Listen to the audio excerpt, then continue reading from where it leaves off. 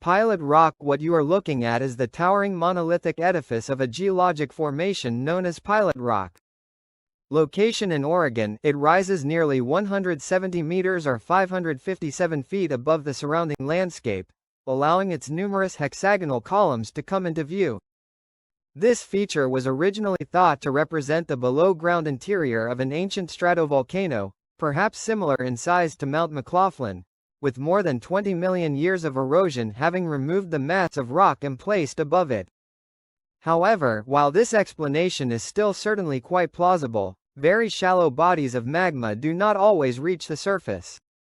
Sometimes, magma simply intrudes into the crust in a volcanic belt or large zone of weakness, and since the vast majority of magmatic intrusions do not reach the surface and produce an eruption, regional volcanism leaves behind stray intrusive bodies. I prefer the latter explanation when discussing this beautiful geologic feature, as nearby there are several other similar features which once existed, but whose towering edifices were eroded long ago. Each of these intrusive igneous structures represent remnants of the now extinct Western Cascade Range. The Western Cascade Range represents the original more limited birth Western Cascade Range of the now infamous mountain range, with it only stretching from the far northern end of California just a few miles west of the modern Mount Shasta through an area just east of Salem, Oregon.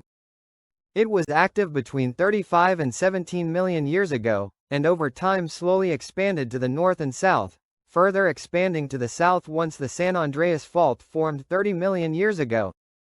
As you look onto the edifice of Pilot Rock, picture a mountain range and volcanic chain that stood on average 500 meters or 1,640 than the current landscape. This mountain range had snow-capped peaks, along with fresh cinder cones occasionally dotted the forested landscape. 25.6 million years ago when the Pilot Rock intrusion occurred, there may have been some young unforested lava flows overlying the specific spot where the eventual intrusion would happen of a basaltic composition, similar in appearance to those seen on the northern flank of the Newberry volcano today.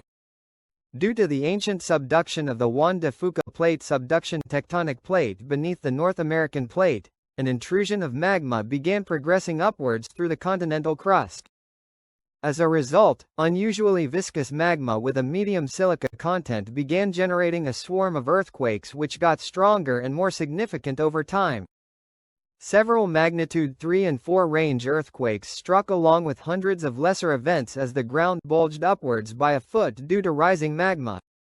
And then, as days turned into weeks, the intrusion of magma stalled and ceased its upward motion, likely getting to within 3,000 feet of the surface, shallow enough that it may have even generated temporary overload.